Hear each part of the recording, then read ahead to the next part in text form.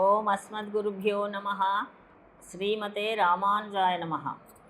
అనాఘ్రాతావద్యం బహుగుణపరీణాహి మనసోదుహానం సౌహార్దం పరిచితమివాథాపి గహనం పదానాం సౌభ్రాత్రాదనిమిషనిషేవ్యం శ్రవణయోః త్వమేవ శ్రీర్మహ్యం బహుముఖయ వాణీ విలసితం తర్కత్రయంతమర్మజ్ఞం ప్రబోధనపరాయణం జిజ్ఞాసుజనజీవాతుం శ్రీరంగార్య గురుం భజే. ప్రియ భగవద్బంధువులారా, విశేషమైనటువంటి ధనుర్మాస మహోత్సవం. ఈరోజు విశేషమైనటువంటి పాశురం. ఓంగి ఉళహళంద ఉత్తమన్ పేర్పాడి నాంగళ్ నంపావైకు చార్తి నీరాడినాల్ தீங்கின்றி நாடெல்லாம் திங்கள் மும்மாறி பெய்து ஓங்கு வெறும் சென்னலூடு கயலுகடா பூங்குவளை போதிர் பொதிவன்ற கண்படுப்பா தேங்காதே புக்கிருந்து சீர்த்தமுலை பத்தி வாங்கா குடம் நிறைக்கும் வள்ளல் பெரும் பசுக்கள் நீங்காதை செல்வம் நிறைந்தேலோர் ఎంబావాయన్.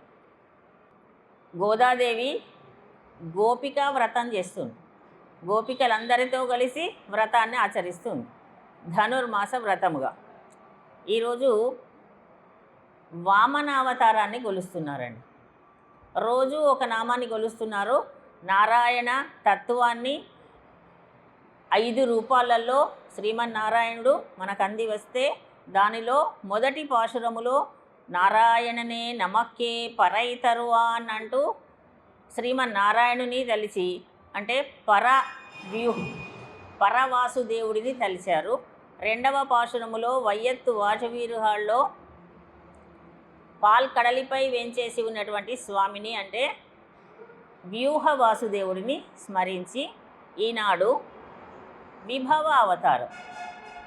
విభవ అవతారమైనటువంటి వామనావతారాన్ని కొలుస్తూ ఉన్నారు. శ్రీకృష్ణ పరమాత్మ కోసమని వ్రతాన్ని ఆచరిస్తూ, ఎందుకండి వామనమూర్తిని తెలవడం? శ్రీమన్నారాయణుడి యొక్క అవతారములో ఒక అవతారమే శ్రీకృష్ణ పరమాత్మ. వామనుడైన అనేక అవతారాలను దాల్చినటువంటి పరమాత్మ మత్స్య, కూర్మ, వరాహ, నారసింహ ఇత్యాది అవతారములన్నీ కూడా మన కోసమని దాల్చినటువంటి స్వామి వామనుడుగా కూడా విచ్చేశాడు. వామనుడు అంటే చాలా చిన్నవాడు. లోకంలో మామూలుగా కొన్నిటిని హేయంగా చూస్తారు, కొన్ని వృత్తులను హేయంగా చూస్తారు. ఒక గడ్డిపోచ ఉందనుకోండి, ఏమంటారు? అమ్మో, గడ్డిపోచ కంటే గడ్డిపోచ అంత చులకన అంటారు. చులకనగా చూస్తారు కొన్నిటిని. గడ్డిపోచ కంటే చులకనైంది ఏమిటి? దూది అట. దూది పింజ ఉంటుంది కదా, గడ్డిపోచ కంటే దూది ఇంకా తేలిక, చులకన. ఆ గడ్డిపోచ దూది కంటే కూడా యాచన అనేటటువంటిది ఇంకా చులకన. యాచన చేసేవారిని చాలా చులకనగా చూస్తారు కదా. అటువంటి ఆ స్థితిలో వామనుడిగా విచ్చేసి, బలిచక్రవర్తి దగ్గరికి విచ్చేసి స్వామి సర్వ సృష్టి స్థితి లయకారకుడు, పరమపదవాసుడు, వైకుంఠనాథుడు అయినటువంటి శ్రీమన్నారాయణుడు బలిచక్రవర్తి దగ్గరికి విచ్చేసి ఏం చేశాడండి? యాచన చేశాడు. చిన్నతనంగా అనిపించదా? ఎవరినన్నా అడగాలంటే మనకి ఎంత మొహమాటము, ఏమీ అడగాలనిపించదు కదా. అటువంటి స్థితిని కూడా పొంది ఇంద్రుడు కోల్పోయినటువంటి తన రాజ్యాన్ని అంతా మళ్ళీ ఇప్పించడం కోసమని బలిచక్రవర్తి దగ్గరికి వచ్చి యాచన చేశాడు. అది విభవ అవతారం. రామ, కృష్ణ, వామన ఇవన్నీ విభవ అవతారం. విభవ అవతారాలన్నీ కొలుస్తున్నటువంటి విశేషమైనటువంటి పాశురం ఈనాడు. ఇందులో ఇంకేం తెలియజేస్తారు? వ్రతాన్ని ఆచరిస్తున్నాం కదా, ఈ వ్రతానికంతా కూడా ఫలితాన్ని ఈరోజే చెప్పేస్తుందమ్మ. 30 రోజుల వ్రతాన్ని ఆచరిస్తే ఏం లభిస్తుంది, ఏమొస్తుంది, మనకి ఏమొస్తుందో తెలియదు. ఏదో ఆచరిస్తున్నాం, ప్రాతకాలం నిద్ర లేవమన్నారు, లేస్తున్నాము, స్నానం ఆచరిస్తున్నాం, కోవెలకు వస్తున్నాం, ప్రసాదాన్ని స్వీకరిస్తున్నాం, సేవాకాలం చేస్తున్నాం బ్రహ్మాండంగా. అందరూ చాలా చక్కగా తిరుపల్లి ఎడిచి కూడా చాలా చక్కగా చేస్తున్నారు.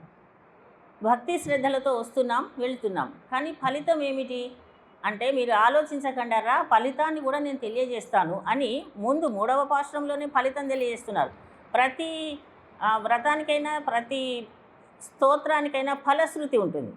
ఫలశ్రుతి అంటారు. ఇప్పుడు కృష్ణాష్టకం మనము చదువుతున్నాం అనుకోండి, అష్టకం 8 అష్టకములు. వసుదేవ సుతం దేవం కంస చాణూరమర్దనం దేవకీ పరమానందం కృష్ణం వందే జగద్గురుం. అవి 8 అయిన తర్వాత ఒక ఫలశ్రుతి దానికి సంబంధించి. ఈ అష్టకాన్ని పఠిస్తే లభించేది ఏమిటి అని. ఏమిటది? వసుదేవ సుతం దేవంలో ఫలశ్రుతి ఏమిటి? కృష్ణాష్టకమిదం పుణ్యం ప్రాతరుత్థాయ పఠేత్ కోటి జన్మ కృతం పాపం స్మరణేన వినశ్యతి. కోటి జన్మలలో చేసిన పాపం అంతా కూడా స్మరిస్తే చాలు. ఎవరిని? కృష్ణ. అందుకే కృష్ణ శ్రీకృష్ణ శరణం మమ, సర్వం శ్రీకృష్ణ అర్పణమస్తు. కృష్ణ పరమాత్మ యొక్క జన్మ వృత్తాంతాన్ని, పరమాత్మ యొక్క జన్మ వృత్తాంతాన్ని తలవండి తెలియజేశాడండి పరమాత్మ, శ్రీకృష్ణ పరమాత్మ భగవద్గీతలో. జన్మ కర్మ చ మే దివ్యం ఏవం యో వేత్తి తత్వతః త్యక్త్వా దేహం పునర్జన్మ నైతి మామేతి సోర్జున చెప్పాడు. అయ్యో, మీరు చేయవలసింది ఏమీ లేదర్రా, నా జన్మ వృత్తాంతాన్ని మీరు వినండి చాలు. వినడంలో గొప్పతనం తెలుసుకుంటున్నాం కదా మనం ప్రతిరోజు. ఏం వినాలి అంటే పరమాత్మ యొక్క జన్మ రహస్యాన్ని వినడమే మన పని. వింటే ఏమవుతుందండి అంటే మన జన్మలన్నీ ఎట్లాంటివండి? మన జన్మలంతా కర్మను బట్టి వచ్చినటువంటి జన్మలు. మనం చేసుకున్నటువంటి కర్మను అనుసరించి మనకు మళ్ళీ జన్మ. ఇప్పుడు మంచి పనులు చేసుకుంటే మంచి జన్మ, ఇంకా మంచి పనులు చేసుకుంటే అసలు ఈ జన్మ అనేది వద్దండి, మాకు జన్మ రాహిత్యం కావాలి, హాయిగా వైకుంఠంలో పరాత్పరుని చెంత ఉండాలి అంటే సులభంగా ఆచరించే వ్రతం ఇది. ఈ నెల రోజుల ధనుర్మాస వ్రతంలో వస్తే పరమాత్మ మనకొక మార్కులు మనకు వేసేస్తూ ఉంటాడట అక్కడ. ఇంకా మనకి మార్గం సులభమై పరమపదంలో ఉంటాం. లేదండి ఇంకా జన్మలు కావాలి, మాకు మోక్షం కావాలి, మాకు ఇదేంటి స్వర్గం కావాలి అంటే దానికి మంచి పనులు కాస్త చేసుకుంటే చాలు, కొన్ని రోజులు స్వర్గంలో ఉంటాం. ఇలాంటివి తెలుసుకుంటే అయితే కృష్ణ పరమ మన జన్మలు మనకు తెలుసు. మామూలుగా చేసుకున్న పనులను బట్టి జన్మలు వస్తున్నాయి, అనేక జన్మలు. కృష్ణ పరమాత్మ ఏం చెప్తున్నాడు? నా యొక్క జన్మ రహస్యాన్ని నీవు వింటూ ఉండు. వింటే ఏమవుతుంది అంటే జన్మ కర్మచమే దివ్యం ఏవం యోవేత్తి తత్వ త్యక్త్వా దేహం పునర్జన్మ. నీవు ఎప్పుడైతే ఈ దేహాన్ని వదిలేస్తావో, ఇది ఎప్పటికైనా జరిగేదే కదండి, దేహం ఎప్పుడు ఉండేది కాదు. ఈ ప్రకృతి మండలంలో ప్రతి వస్తువు ఎప్పుడు ఉండేది కాదు, నశించున్నది. మర్త్య లోకం అని పేరు. ఈ లోకానికి ఏమని పేరు? మర్త్య లోకం అంటే మార్పు చెందుతూ ఉండేది, చివరికి నశించున్నది. అందుకని నశించిపోయిన తర్వాత, ఈ దేహం నశించిన తర్వాత త్యక్త్వా దేహం పునర్జన్మ నైతి మామేతి అర్జున. నీకు మళ్ళీ పునర్జన్మ అది ఉండదు నాయన, నీవు నన్నే చేరుతావు. ఇంతకంటే సులభం ఇంకేముందండి? కృష్ణ పరమాత్మ అంతా వచ్చి మనకు చెప్తే మనం కనీసం ఒక శ్లోకమన్నా భగవద్గీత శ్లోకము దాని భావాన్ని పఠించడం అలవాటు చేసుకుంటే మన జన్మ కూడా దివ్యంగా. ఈ తిరుప్పావైలోని భావం అంతా వింటే సకల ఉపనిషత్ సారమే. తిరుప్పావై అంతా ఏమిటి? భగవద్గీత అంతా ఏమిటి? ఉపనిషత్ సారం. ఈ జన్మ రహస్యాన్ని తెలుసుకోమన్నారు కనుక ఈనాడు వామనమూర్తి యొక్క జన్మ రహస్యాన్ని తెలియజేస్తున్నారు. వామనుడు ఎందుకు చెప్పారు? అమ్మ వామన ఈ 30 పాటలలో వామనావతారాన్ని 3 సార్లు తెలుస్తుంది. ఈరోజు 3వ పాసురము, ఆ తర్వాత 17వ పాసురంలో కూడా అంబరమే తండీరేలో వామనమూర్తి, ఆ తర్వాత చివరి 10 పాసురాలలో మళ్ళీ ఒక పాసురంలో అంబరమే తండీరే. ఇలా ఎందుకంటే ఆ స్వామి యొక్క జన్మ రహస్యాన్ని వింటుండాలి. వామనావతారం అంటే అమ్మకి ఇష్టం, కృష్ణ పరమాత్మ అంటే ఇష్టం. ఎందుకంటే వాళ్ళిద్దరికీ దగ్గర పోలికలు ఉన్నాయి. ఏమిటి? శ్రీమన్నారాయణుడు ఎక్కడో పరమపదంలో వైకుంఠవాసుడిగా ఉండవలసినటువంటి వాడు, మహా గొప్పవాడు, వేదవేద్యుడు, వేదాలకే అందనివాడు. అంతటి పరమాత్మ ఒక వామనుడిగా చిన్న రూపాన్ని స్వీకరించి, యాచన స్వీకరించి ఏమయ్యాడు?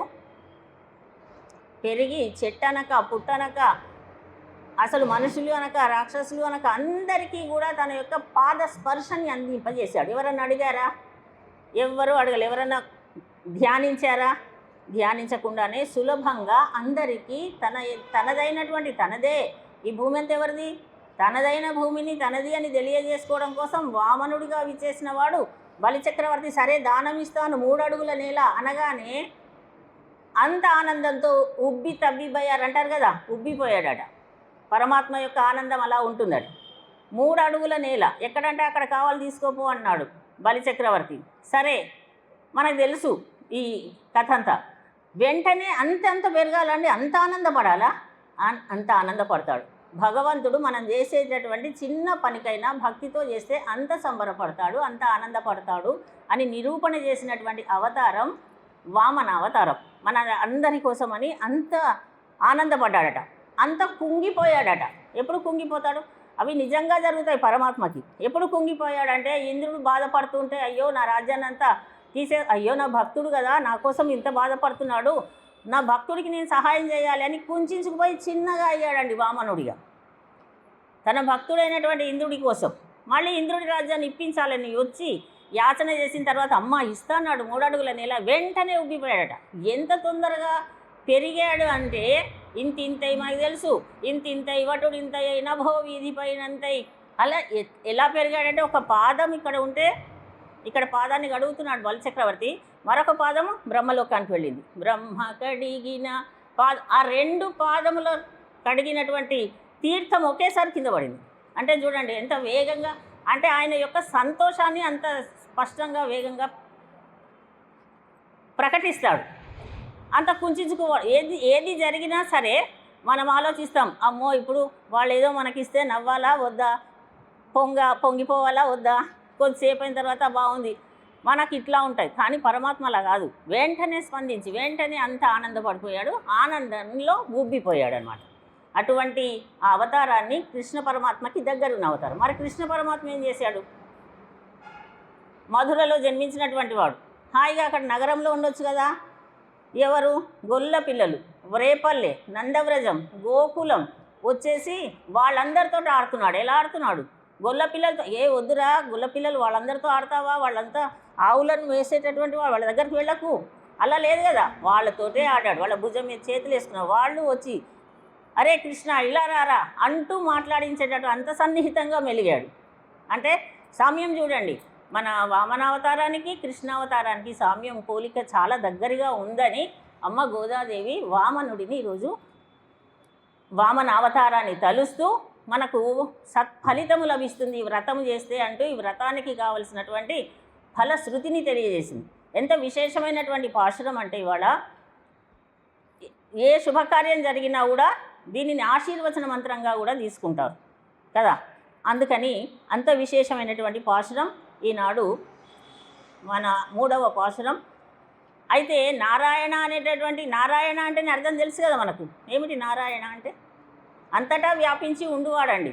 కొన్ని పదాలు వాటి అర్థాలు చివరి వరకు మనం మంచి చక్కగా గుర్తుంచుకోవాలి. నారాయణ పదం ఏమిటి అంటే అంతటా వ్యాపించి ఉండడు. ఇక్కడ ఉండడండి ఏమో అనడానికి వీలు లేదు కదా. మనకు ఒక పద్యం కూడా తెలుసు, ప్రహ్లాదుడు చెప్పాడు, ఇందుగలడు అందులేడను సందేహము వలదు చక్రి. చక్రి అంటే ఎవరు?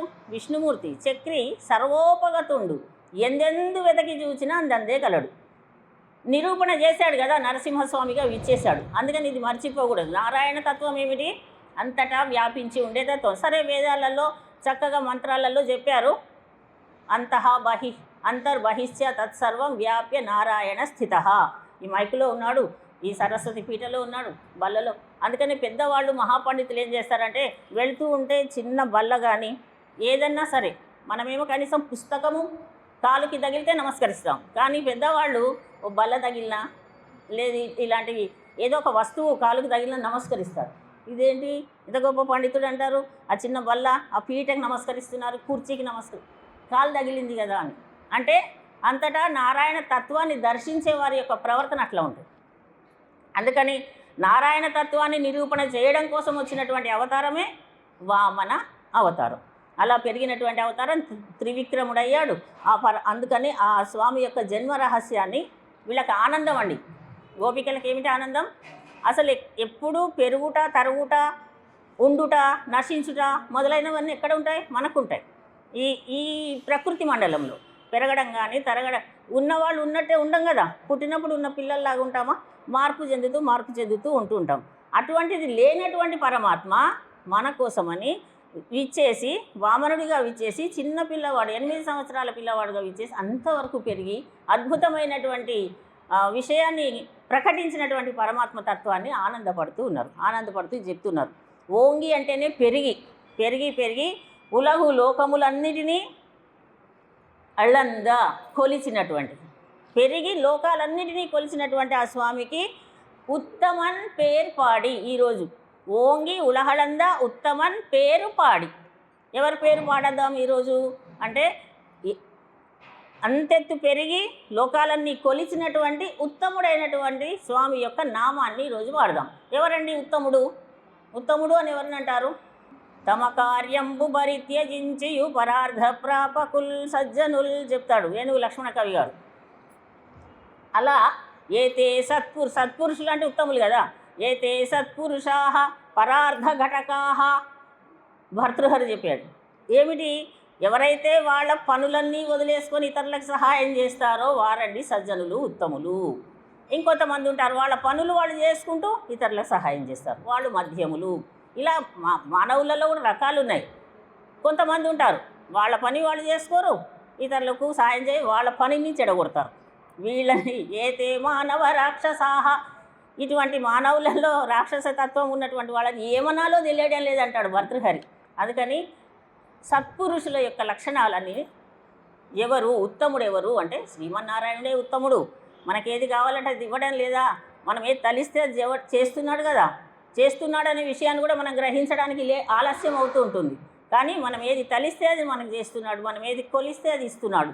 అటువంటి సులభమైన ఉత్తముడైనటువంటి స్వామి యొక్క నామాన్ని పాడితే ఏం జరుగుతుందో చెప్తున్నారు. పాడి నాంగల్ నంబా వైకు చాత్తి నీరాడినాల్, మేము మా వ్రతాని కోసమని వాళ్ళొక పరమాత్మను కొలవడం కోసమని వ్రతం అనేటటువంటి ఒక మిషన్ పెట్టుకున్నారట, ఒక విధానం. మామూలుగా అయితే ఇంట్లో ఉంటేమండి ఈరోజు టమాటా పచ్చడి చేసుకుందామా లేకపోతే ఏం పచ్చడి ఏం కూర ఇదే కదా ఇంట్లో ఉంటే పని. అలా కాదు, ఒక నెల రోజులు ఒక వ్రతము అనే మిషన్ పెట్టుకొని మేము భగవన్ నామాన్ని కొలవాలని వచ్చాము. చేస్తూ నీరాడినాల్, మేము నీరాడతాం అంటే స్నానం ఆచరిస్తే. ఇప్పుడు ధనుర్మాస వ్రతం కనుక పొద్దున్నే 3 గంటలకు లేచి స్నానం చేస్తున్నామండి 3:30 వరకు బ్రాహ్మీ ముహూర్తంలో. తర్వాత అయితే ఆదివారం వచ్చినా సరే మన స్థితి ఎట్లా ఉంటుందో మనకు తెలుసు. సరే అది వదిలిపెడదాం. అది ఇందుకు కనీసం ఈ సుముహూర్తమైనటువంటి ఈ శ్రేష్టమైనటువంటి ఈ కాలంలో లేచి మనము నీరాడడం అనేటటువంటిది మన పూర్వజన్మ సుకృతం. ఇది మామూలుగా రమ్మంటే వచ్చేది కాదు. అందుకని అలా స్నానమాడిన వెంటనే ఏమవుతుంది అంటే తీంగిండ్రి నాడెల్లాం తింగళ్ ముమ్మారి పేరు ఓంగు పెరుం చెన్నలూడు గైలుగడ. అప్పుడు ఏమవుతుందంటే నెలకు 3 వర్షాలు కురుస్తాయటండి. అందరూ సత్పురుషుల్లాగా మంచివాళ్ళలాగా అందరి మనస్సులు మంచిగా ఉంటే నెలకు 3 వర్షాలు కురిసాయండి. మనం అనుకుంటూనే ఉంటాం కదా పూర్వకాలం వర్షాలు పడ్డాయి చక్కగా సమయానికి. ఇప్పుడేమో ఎప్పుడు పంట చేతికి వచ్చే సమయానికి చెడగొట్టడానికి పడుతున్నాయి వర్షాలు కదా. అప్పుడు కాలాన్ని అనుసరించి వర్షాలు పడితే వర్షాధార పంటలే ఎక్కువగా ఉండేవి మనకు. అటువంటి సమయం పోయింది. ఎందుకంటే మానవులలో వచ్చేటటువంటి మనిషి యొక్క మనసులో మనిషి యొక్క మనస్సు కల్మషమైంది అంటాడు కాళోజీ నారాయణరావు గారు. మనిషి మనస్సు ఎప్పుడైతే కల్మషం అవుతుందో ప్రకృతి మండలం అంతా కూడా మార్పు చెందుతూ వస్తుందట. అందుకని మేము భగవన్నామాన్ని స్మరించాలనే త్వరతోటి, కోవెలకు రావాలనే త్వరతోటి, అందరూ కలిసి వ్రతాన్ని ఆచరించాలనే త్వరతోటి బ్రాహ్మీ ముహూర్తంలో స్నానం ఆచరించగానే నెలకి 3 వర్షాలు కురుస్తాయి, పంటలన్నీ కూడా ఏపుగా పండుతాయి అని చెప్తున్నారు. పెరిగి ఎలా పెరుగుతాయంటే వరి చేలల్లో చేపలు తిరుగుతూ ఉంటాయట. అంత సమృద్ధిగా నీరు కావాలి. ఏ పని చేయాలన్నా నీరు సమృద్ధిగా ఉండాలి కదండి. అందుకని ముందుగా నీరు సమృద్ధిగా లభిస్తుంది. లభించిన తర్వాత ఏం కావాలండి అంటే దాంట్లో చేపలు హాయిగా తుళ్ళుతూ తిరుగుతూ ఉండేటట్టుగా ఉంటాయి. అందులో కలువ పూలు వికసిస్తాయి. నీరు ఎక్కడ ఉంటే అక్కడ పుష్పాలు కూడా ఉంటాయి, అందమైన కలువ పూలు ఉంటాయి. అటువంటి ఆ సమయం తేంగాదే పుక్కిరుందు శీర్తములై పత్తి వాంగా, ఆనందంగా పెరిగినటువంటి ఆ పంట అంతా కూడా ఎలా ఉంటుందంటే ఇప్పుడు వామన అవతారం త్రివిక్రమ అవతారానికి పంటని పోల్చి చెప్తున్నారు. పంట ఎలా పెరగాలి? పంటలు సమృద్ధి ఉండాలి. ఈ పాశ్రంలో ఏం చెప్తున్నారంటే పాడి పంట. రేపల్లెలో వారందరికీ ఆధారం ఏమి? పాడి. పశువు సంపద ఎక్కువగా ఉంది కనుక పంటలు, పాడి పంట అధికంగా ఉంటే ధన సంపద ఉన్నట్టే. అందుకని వర్షాలు చక్కగా కురిస్తే పంటలు చక్కగా పండితే అందులో వాటికి అనుగుణంగా పశువులకు కావలసిన మేత లభించి పాడి పంట సుభిక్షంగా ఉంటుంది. అటువంటి స్థితి కలుగుతుంది అని. తేంగాదే పుక్కిరుందు శీర్తములై పత్తివాంగ, అటువంటి ఆ వర్షంలో పాడి పంట చక్కగా లభించిన తర్వాత ఆ పశువులన్నీ కూడా చక్కగా పాలిస్తే ప్రవేశించి అసలు పశువుల కొట్టంలోనికి వెళ్ళి ప్రవేశించి నీ పాలు పితకడానికి కుండలు తెచ్చి పెట్టడమే ఆలస్యమట. అటువంటి పాలధారలను ఇచ్చేటటువంటి బలిష్టమైనటువంటి ఆవులు కూడా బలిష్టంగా ఉంటాయి. వాటి యొక్క చేపులు కూడా చక్కగా వచ్చి సమృద్ధిగా పాలు లభిస్తాయి అని ఆ కుండలన్నీ నిండిపోతూ ఉంటాయి. నీ ఇంగాద సెల్వం, ఇటువంటి ఈ సంపద ఎలా ఉంటుందంటే ఎప్పుడు స్థిరంగా ఉంటుందట. ఎప్పుడు భగవంతుని మేము తలుస్తామని త్వరతోటి ఉదయమే మేల్కొని వ్రతాన్ని ఆచరిస్తున్నటువంటి వాళ్ళ యొక్క మనస్సులో పరమాత్మ చేరి ఉంటాడు కనుక వాళ్ళ మనస్సంతా కూడా నిర్మలమై ఉండి వారు చేసే పనుల ద్వారా నెలకు 3 వర్షాలు కురుస్తాయి. ఆ వర్షాల ద్వారా పంటలు అధికంగా పండుతాయి. పశువులకు కూడా ఎటువంటి హాని కలగదు. కనుక ఇటువంటి ఉత్తమమైనటువంటి వ్రతాన్ని మేము ఆచరిస్తున్నాము కదా అని సంతోషపడుతూ ఉన్నారు. పరమాత్మ కూడా, శ్రీకృష్ణ పరమాత్మ భగవద్గీతలో ఇదే విషయాన్ని తెలియజేశాడండి. ఏం తెలియజేశాడు? ఇక్కడ వామనమూర్తి అడిగినటువంటివి ఏమిటి? 3 అడుగుల నేలను అడిగాడు. కృష్ణ పరమాత్మ 3 పాదాలలో ఒక విషయాన్ని తెలియజేశాడు భగవద్గీతలో. ఒక శ్లోకంలో 3 పాదాలు చూడండి. యత్ కరోషి యదశ్నాసి యజ్జుహోషి దదాసి యత్ తపస్యసి కౌంతేయ తత్ కురుష్వ మదర్పణం. ఏం చేయాలో తెలియజేశాడండి. ముఖ్యమైన విషయం ఇది. ఏం చేయమన్నాడండి? భగవద్గీత అంతా శ్రేష్టమైనది అంటూ ఉంటారు, కానీ మాకు అదేమో అర్థం కాదండి. భగవద్గీత చదవండి, పరమాత్మనే తానే స్వయంగా చెప్పినటువంటిది కదా. ఏం తెలియజేశాడట అంటే, యత్ కరోషి యదశ్నాసి, నీవు అర్జున నువ్వు నాకు ఇంకా అర్థం కాలేదంటున్నాడు అర్జునుడు. నువ్వు కష్టపడాల్సిన పని లేదు, విను దీనిని ఆచరించు అన్నాడు. ఏమిటంటే, నీవేదైతే చేస్తున్నావో, నీవేదైతే భుజిస్తున్నావో దానిని నాకు సమర్పించు. నాకు సమర్పించిన తర్వాత నీవు భుజించు అంటే మానసికంగా భావన చేయాలి. అందుకని మనం ఎందుకంటే ఆరగింపు చేస్తున్నాం, ఆరాధన. మనం వండినటువంటి ప్రతి పదార్థాన్ని భగవంతుడికి నివేదన చేసిన తర్వాత స్వీకరించమని చెప్తున్నాడు. అంతే, నివేదిస్తున్నాం కదా. మనకు తెలిసి మన పెద్దవాళ్ళు మనకు నేర్పించినటువంటిది. ఇవన్నీ తెలిసినా భగవద్గీత శ్లోకం వచ్చినా రాకున్నా ఏం తెలియజేస్తారు మనకు? ఒక పండు తెచ్చుకున్నాం అనుకోండి, అరటి పండ్లు ఇంటికి తెచ్చాము కొనుక్కొని, దేవుడి దగ్గర పెట్టండి అంటే పిల్లలైనా సరే తీసుకెళ్ళి దేవుడి దగ్గర పెట్టి ఒక పండు దేవుడికి పెట్టి అట్లా ఉంచి పక్కన మిగతావి మనం తీసుకుంటున్నామా లేదా? ఏదైనా మనం ఏ వస్తువు చేసినా, ఇంట్లో ఏవో పిండి వంటలు చేసుకున్నా ఏం చేస్తామండి? ముందు 1, 2 తీసుకెళ్ళి అది చేయమని చెప్తున్నాడు. యత్ కరోషి యద్ అశ్నాసి యద్ జుహోషి దదాసి యత్. ఇంకా నువ్వు ఏదైనా యజ్ఞయాగాలు చేయాలనుకుంటున్నారు, ప్రత్యేకమైనటువంటి సత్యనారాయణ స్వామి వ్రతం, ఏదైనా వ్రతం చేయాలనుకున్నావు, వాటిని కూడా నాకు అర్పించు. సర్వం శ్రీకృష్ణార్పణమస్తు అంటున్నాము. అందుకనే తర్వాత అట్లా అంటే పరమాత్మ చేరినట్టే భావన చేసి ఆ పని చేయి. తర్వాత యదస్యసి కౌంతేయ తత్ కురుష్వమదర్పణం. నీవేమైతే ఏవేవి చేస్తున్నావో, దానాలు ధర్మాలు ఏవి చేస్తున్నా సరే అవి నాకు అర్పించు. ఇవి 3 విషయాలు చెప్పాడండి. నీవే పని చేస్తున్నావో, నీవేమి భుజిస్తున్నావో దానిని నాకు అర్పించు. నీవేమైతే యజ్ఞయాగాదులు పూజలు వ్రతాలు చేస్తున్నావో వాటిని నాకు అర్పించు. ఆ తర్వాత నీవేదైతే దానం చేస్తున్నావో, దాన ధర్మాలు కూడా చేస్తాం కదండి మనం అంతో ఇంతో. దానం చేసేటప్పుడైనా సరే ఏమంటూ చేయాలి? సర్వం శ్రీకృష్ణార్పణమస్తు. మనం భుజించేటప్పుడు ఏమనాలి? సర్వం శ్రీకృష్ణార్పణమస్తు అంటూనే కృష్ణ పరమాత్మకి నివేదించాము అని మనసులో తలెచ్చి మాత్రం చేస్తూ ఉంటే ఏమవుతుంది అంటే, ఇవి రెండేమో యత్ కరోషి, ఏ పని చేస్తున్నా, ఏది భుజిస్తున్నా, వచ్చేటటువంటి దానం చేస్తున్నా ఎప్పుడు వస్తుంది? ఫలితం ఇప్పుడే రాదండి. మనం ఇప్పుడే దానం చేయగానే దాని ఫలితం ఇప్పుడే రాదు, తర్వాత జన్మలో లభిస్తుంది అది. అందుకని మనకు ఒక వాక్యం చెప్తారు కదా, పూజ కొద్ది పురుషుడు, దానం కొద్ది బిడ్డలు అంటారు కదా. అట్లా అది తర్వాత జన్మలో వచ్చేటటువంటిది. అందుకని నీవు ఏం చేస్తున్నా ఇవి చేయమని 3 విషయాలను భగవద్గీత ద్వారా తెలియజేసినటువంటి పరమాత్మ అంతకుముందు వామనుడిగా విచ్చేసి 3 అడుగుల నేలను దానం అడిగాడు అన్న ఇది భావం. అందుకని మనం ఈరోజు ఈ తిరుప్పావై 3వ పాశురము ఓంగి ఉలహళంద ద్వారా మనం నేర్చుకున్నది ఏమిటి అంటే, ఈ పాశురంలో 2-3 విషయాలు. మొదటి విషయం, పాడి పంట సమృద్ధిగా ఉంటుంది అని ఈ వ్రతాన్ని ఆచరిస్తే. తర్వాత పరమాత్మకి సమర్పించవలసిన ఏమిటి? 3 విషయాలు. భగవంతుడు అడిగినవి ఏమిటి? 3 అడుగుల నేల. 3 అడుగుల నేల అడగడంలో అంతరార్థం ఏమిటి అంటే, మీరు చేసేటటువంటి నిత్య నైమిత్తిక కర్మలన్నిటినీ కూడా సర్వం శ్రీకృష్ణార్పణమస్తు అంటూ నాకు అందజేయండి, దానివల్ల మీకు సత్ఫలితము లభిస్తుంది అని. పంటలు ఎలాగైతే ఏపుగా పెరిగి మనకు కావాల్సినటువంటి ధనరాశులన్నిటినీ ఇస్తాయని నెలకు 3 వర్షాలు కురవాలట. 9 రోజులకు ఒక వర్షం, 9 రోజులకు ఒక్కొక్క వర్షం అట్లా కురవాలట.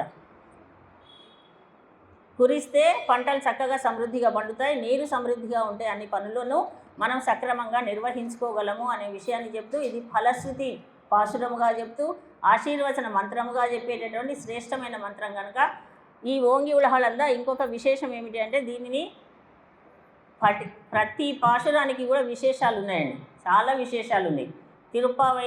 తిరుప్పావైకి తమిళంలో అయితే అనేక వ్యాఖ్యానాలు రాశారు, చాలామంది వ్యాఖ్యానాలు రాశారు. అటువంటి విశేషమైనటువంటి అమ్మవారు రచించినటువంటి గోదాదేవి రాసినటువంటివి 2 గ్రంథములు. ఒకటి తిరుప్పావై 30 పాటలు కలిగినటువంటిది, ఇంకొకటి ఉంది గ్రంథం ఆముక్త మాల్యదాని. మన తిరుప్పావైని ఆముక్త మాల్యద అంటారు. 143 పాశురములు కలిగినటువంటి మరొక గ్రంథాన్ని కూడా రచించింది, నాచియార్ తిరుమొజి దాని పేరు. దాంట్లో ఒరునూత్ మనం చేస్తున్నాం, చదువుతూ ఉంటాం మనం. ఒరునూత్తు 43 రైతాన్ వాజియే అంటే ఒరునూత్తు అంటే ఒరునూత్తు 40 అంటే 4, 3 రైతాన్ వారు 3, 1 4 3 సంఖ్య 143 పాశురములు కలిగినటువంటి నాచియార్ తిరుమొజిని అమ్మ రచిస్తే దాన్ని ఎక్కువగా పాడం మనం. 30 పాశురములు కలిగినటువంటి దీనిని మాత్రమే పారాయణం చేస్తాం, దీన్ని మాత్రమే సేవాకాలం చేస్తాము అని ఇలా చెయ్యండి అని మన పెద్దలు మనకు ఏర్పాటు చేశారు. ఎందువలన ఏర్పాటు చేశారంటే, పరమాత్మ సన్నిధికి వెళ్ళడానికి మార్గాన్ని చూపించేటటువంటి ఉత్తమోత్తమైనటువంటి గ్రంథరాజం, ఉత్తమోత్తమైనటువంటి దివ్య ప్రబంధం అంటున్నాం. అందుకని ఈ 30 పాటలు చాలు అని నిర్దేశించి చెప్పారు. అందుకని అనేక వ్యాఖ్యానాలు ఉన్నాయి తమిళంలో. తిరుప్పావైకి ఉన్న వ్యాఖ్యానాలు ఇంకా ఏ గ్రంథానికి లేవు. ఇంత విశేషమైనది, ఇంత ఉపనిషత్ రహస్యాలు ఉన్నవి. ఇది సులభంగా మనకు అందుతుంది, మనల్ని సన్మార్గంలోనికి తీసుకొని వెళ్తుంది. సన్మార్గం అంటే ఏమిటి? మంచి మార్గం. మంచి మార్గం ఎటువైపు వెళ్తే మంచి మార్గం? పరమాత్మ సన్నిధి వైపు వెళ్తే మంచి మార్గం. ముకుందమాలలో మనకు కులశేఖర్లు కూడా అదే తెలియజేసుకున్నారు. మన శరీరానికి ఇన్ని అవయవాలు ఇచ్చి, మన శరీరానికి ఇన్ని ఇంద్రియములు ఉండి, వాటన్నిటిని కూడా మనము నడపగలిగే శక్తిని మనకు కలిగి ఉండాలని. నాలుక మన మాట వినదండి. మనం ఎవరో వాళ్ళు నా మాట వినడం లేదు, వీళ్ళు నా మాట, మన శరీరంలో ఉన్నటువంటి మన ఇంద్రియాలకే చెప్పుకున్నాడు ఆయన. అందుకనే మన శరీరంలో మన ఇంద్రియాలు మన మాట వినవు. ఇప్పుడు టీవీ చూద్దాం, చదవడం అక్కర్లేదులే, ఇంకా పాఠశాల రోజు పుస్తకం చూసి అవుతున్నాను, చూడకుండా నేర్చుకుందాంలే అని అనిపించదు. లేకపోతే ఇంట్లో ఏదైనా పని చేసుకుందాంలే, ఇంతే. అందుకనే జిహ్వే కీర్తయ కేశవం మురరిపుం చేతో భజ శ్రీధరం పాణిద్వంద్వ సమర్చయాచ్యుత కథా శ్రోత్రద్వయత్వం శృణు కృష్ణం లోకయ లోచనద్వయ హరేర్గచ్చాంగ్రియుగ్మాలయం జిఘ్రఘ్రాణ ముకుంద పాద తులసి మూర్ధన్న మాధోక్షజమని. ఓ నాలుక నా మాట వినమ్మా, కొంచెం భగవన్నామాన్ని స్మరించు, హరిహరి అను. హరిహరి అంటే చాలు. ఇవన్నీ ఇంత పెద్ద పెద్ద గ్రంథాలు ఏం చదవకున్నా, రాకపోయినా సరే 2 అక్షరములు హరి అను, 2 అక్షరములు హరించును పాతకములను అంబుజనాభా హరిని నామమహత్యము హరిహరి హరిహరి అని పొగడంగ వశమే. హరిశ్రీ కృష్ణ అన్నారు కదా, అందుకని హరి అను, హరినామం సులభం లేదు, రామ అను కృష్ణ అను అని నాలుకకు చెప్పుకున్నాడు. చెవులకు చెప్పుకున్నాడు. ముకుందుని యొక్క కథలు విను, కృష్ణ పరమాత్మ యొక్క కథలను వినండి చెవులారా, మిగతా ఈ భౌతికమైనటువంటి విషయాలు ఎందుకు వింటారని. పాదములారా కోవెలకు వెళ్ళండి పరమాత్మను, కన్నులారా పరమాత్మను దర్శించండి, పరమాత్మను దర్శించు. ఎక్కడ దర్శిస్తామండి? కోవెలకు వెళ్ళి 10 నిమిషాలే, అంతటా చూడు, ఎక్కడ చూస్తే అక్కడ ఉన్నాడు. సమాజ రూపంలో పరమాత్మ ఉన్నాడు, అందరిలో లేడా పరమాత్మ? ఏ రూపంలో ఉన్నాడు? అంతర్యామి రూపంలో ఉన్నాడు. అందుకనే మనం ఒకరిని గౌరవించుకోవడం ఎందుకు? ప్రతి ఒక్కరికి ఒకరు నమస్కరించుకోవడం ఎందుకు? అమ్మా నేను ఎందుకండి వారికి నమస్కారం పెట్టడం కాదు, మనం వాళ్ళకి కాదు పెట్టడం, వాళ్ళల్లో ఉన్నటువంటి పరమాత్మకి పెడుతున్నాం కదా. నమః నాది కాదు మాది కాదు పరమాత్మ మీకేం తెలియజేసేటటువంటి ఈ విషయాలన్నిటినీ తెలుస్తూ అమ్మ మనకు తెలియజేస్తూ గొప్పనైనటువంటి ఒక వ్రతం అని అందరూ కలిసి ఆచరించాలని. అందరూ కలిసి ఎందుకండి? మా ఇంట్లో మనం చదువుకోరాదా? మనకు పుస్తకం లేదా? ఉంది కదా. అందరూ కలిసి మిగతా ఏవైనా ఒకళ్ళు కొన్ని పనులు చేసుకుంటే చేసుకోండి, ఇంట్లో ఎవరి పనులు వాళ్ళు ఇంట్లో చేసుకుంటాం కదా. కానీ భగవంతునికి సంబంధించినటువంటి విషయాన్ని తెలుసుకోవాలంటే అందరూ ఎంత ఎక్కువ మంది చేరితే అంత ఆనందం కలుగుతుందని మన ఆనందాన్ని కూడా అమ్మ గ్రహించి కృష్ణ పరమాత్మనే గ్రహించి అందరూ కలిసి రండి అని చెప్పాడు పరమాత్మ. అందుకని అందరూ కలిసి ఇచ్చేశారు. అదేవిధంగా మీరందరూ కూడా కలిసి రావడం, రోజు రోజుకి మన సంఖ్య పెరుగుతూ ఉంది. చక్కగా అందరూ కలిసి చేసి ఈ వ్రతంలో ఉన్నటువంటి ఆనందాన్ని మనందరము పొందుదాం. పాశురాన్ని ఒకసారి అనుసంధానం చేసుకొని తర్వాత కార్యక్రమంలోనికి వెళదాం. ஓங்கி உலகளந்த உத்தமன் பேர் பாடி நாங்கள் நம்பாவைக்கு சாத்தி நீராடினால் தீங்கின்றி நாடெல்லாம் திங்கள் மும்மாறி பெய்து ஓங்கு பெரும் சென்னலூடு கயலுகடா பூங்குவடை போதில் பொதிவன்று கண்படுப்பா தேங்காதே புக்கிருந்து சீர்த்தமுளை பத்தி வாங்கா குடம் நிறைக்கும் வள்ளல் பெரும் பசுக்கள் நீங்காத செல்வம் நிறைந்தேலோரெம்பாவாய். கர்க்கடே பூர்வபல்குண்யாம் துளசி கானனோத்பவாம் பாண்டியே விஸ்வம்பராம் கோதாம் வந்தே ஸ்ரீரங்கநாயகீம். ஆண்டாள் திவ்ய திருவடிகளே சரணம்.